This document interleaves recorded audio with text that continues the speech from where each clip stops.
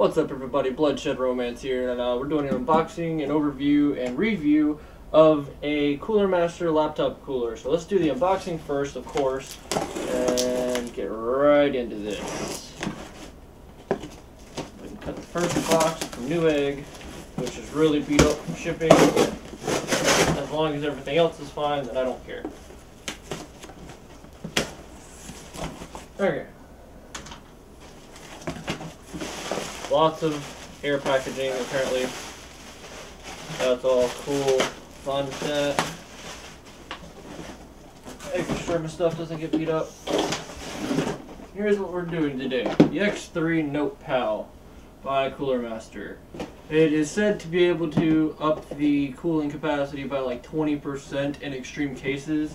Well, my extreme case is my Samsung Ultrabook that I found out has the capability to play some simple games, but really pushes that system to its limit, like XCOM, when Enemy Within.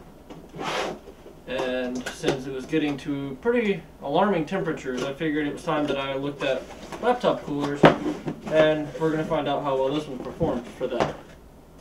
It's got a 200mm fan with blue LEDs, but as everybody probably always said, who needs LEDs on a laptop cooler? Actually, the only thing else in here is user guide and warranty information. So I actually don't need this box anymore at all. Just get rid of that. Here we have the laptop cooler itself.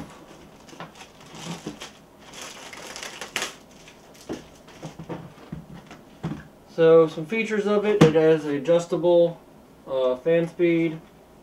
It has a USB out, so it just takes a USB-B in. Not sure if you can see that. I'll get some B-roll of that. But it's got a USB in for it that powers the fan itself, and then a USB pass-through, so you don't actually lose a USB port. The right side has absolutely nothing on it. Then it's got two buttons here, which is the fan on and off completely, and LED on and off in its entirety.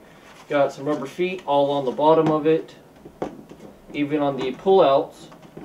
So it has a little stand. Even those have rubber feet on it, so it's definitely not going anywhere. It just puts it up a little bit more so you can get a better angle on your laptop or Ultrabook, whatever you're using this for.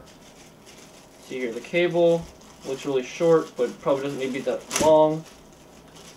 If your laptop doesn't have any left-sided USB ports, you might have a little bit of a problem.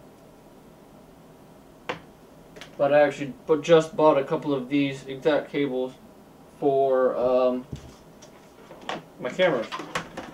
So this fits up to a 17-inch laptop.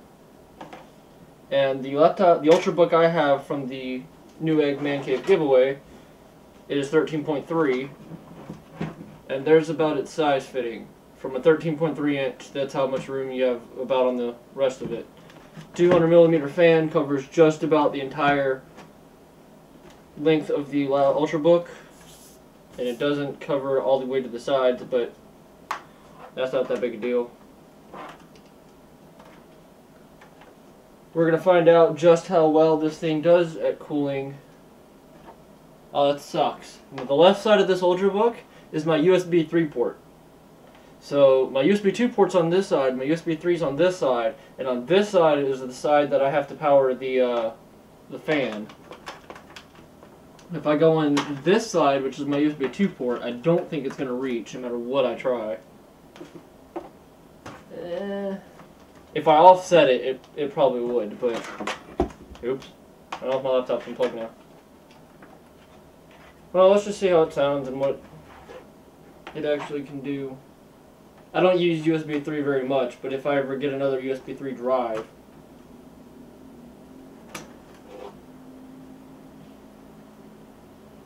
Okay, I wonder what that vibration sound is. It's definitely not silent. Oh, I had to turn all the way up. Okay. When you turn it up, you can kind of tell it's there. It's got a, on the very front of it, it has a little hand cooler thing It doesn't blow a lot of air out the front, but it does blow a little bit, just enough to give you a little bit of a breeze on your hands. The airflow of it is pretty good, but not the greatest. I mean, it's not supposed to blow air way up here. It's supposed to blow air like right on it, so it's not... I don't think it's doing a very bad job of what it's supposed to be doing. It's got some side pockets here that allow air to come in from the side when you have it placed down flat on something like a bed, which is a good place for most people that use laptops. Because this Ultrabook has 3 slots on the bottom for fan cooling. So if you press it up against anything like soft, like a carpet or anything, it blocks off all the cooling. My Ultrabook does slide around on it just a little bit, but I don't think that's going to be a problem if I'm ever like just sitting here using it. Yeah, if I'm sitting here moving my arms around on it, it is going to slide. So that if your Ultrabook or laptop doesn't have really good rubber feet, then that might be something that could be a issue down the road. I'll see how it feels later. I don't think it's going to be that big of a deal as long as I'm not like putting my hands on it and shoving around on it or whatever. Let's see the LEDs. Yeah, it's just got blue LEDs. It's not... Yeah, you put the laptop on it, you can't even see it. I mean, it doesn't have any ambience whatsoever. Try hitting the lights. And those are my camera lights that I'm using. This off. That off. Yeah, there's no ambience whatsoever. And there's just the blue light itself, which you can almost see, but yeah, it's not that big of a deal whatsoever. I think they just put the LEDs on there because they're so cheap, but hey, whatever. It's not that big of a difference. When you crank it up, when you pull back on it, it's turning it up, and when you push forward on it, it goes down. On its lowest setting, you can still hear it until it's running. It's not true silent.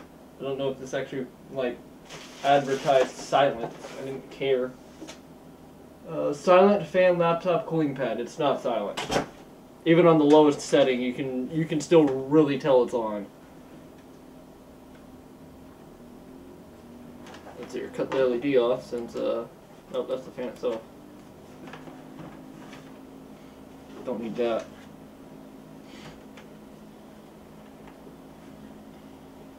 Well, other than that, it's just your standard laptop cooler.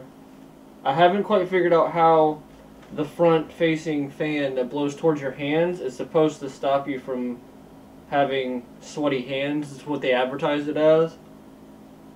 Because your hands still have to sit up on the laptop itself. They can't sit down here.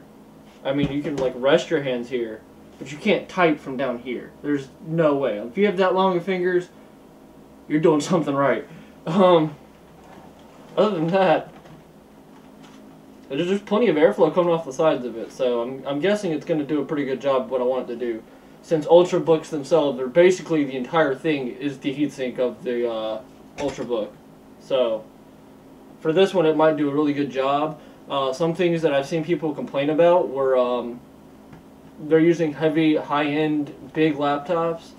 Well, they don't notice very big of a drop, probably because the cooler on those have already been beefed up, so they're not going to really get an advantage by using one of these. A stock non-gaming edition one that does work, like have a workload, wow, it's actually really cold right now, so that's actually doing a really good job. Ones that don't have gaming capabilities that do things like work, like this laptop actually does video editing for me and it gets pretty hot. But things like that would benefit from it. Things like a, MSI laptop, Alienware, maybe, I don't know, Alienware has up and down. Any gaming laptop probably already has a beefier cooler than stock. So they probably won't get very much benefit off of a laptop cooler. But anyway, any stock one probably will. So other than that, I think we're going to get into, I'm going to go play some XCOM. I already have some preliminary numbers for my laptop's temperatures without the cooler, and they're pretty alarming, but I'll get into that after I do some more testing. So, be back in a bit. Alright, so I spent some time playing some XCOM and got my numbers down. Without the cooler, I peaked up at 93 degrees Celsius. That's pretty much where you don't want to see your numbers on any kind of CPU. With the cooler on max while playing XCOM, I got it to 82 degrees Celsius peak. It doesn't sustain that, but that's where it peaked at. When I'm just generally playing with it, it was about 70 without and about 60 with it. So it's about 12% is what I think my math came out to be with the peaks. So it does do a good cooling job. Just it doesn't do. This one doesn't do 20%. I mean, it might, but I haven't taken every last base number and calculated it out. But it does do a pretty good job at cooling it. The front-facing hand cooler, when you're like resting your hands, I'll have a really good angle to show you this. But when you're like resting your hands like this and just messing with the touchpad, it does blow cold air on your hands. So that does feel pretty nice over time. Here's the test to see if you can hear the sound. That's max. I don't know if the camera's picking that up, but that's on max. And that's sound. Camera's about 4 feet away from me, so. Alright, that's going to wrap it up, guys, for this NotePal X3 cooling pad by Coolermaster. Hope you enjoyed this video. Like it if you liked it, and dislike it if you disliked it. And hey, if you're looking at laptop coolers, might be a good option. Till next time, guys. Later.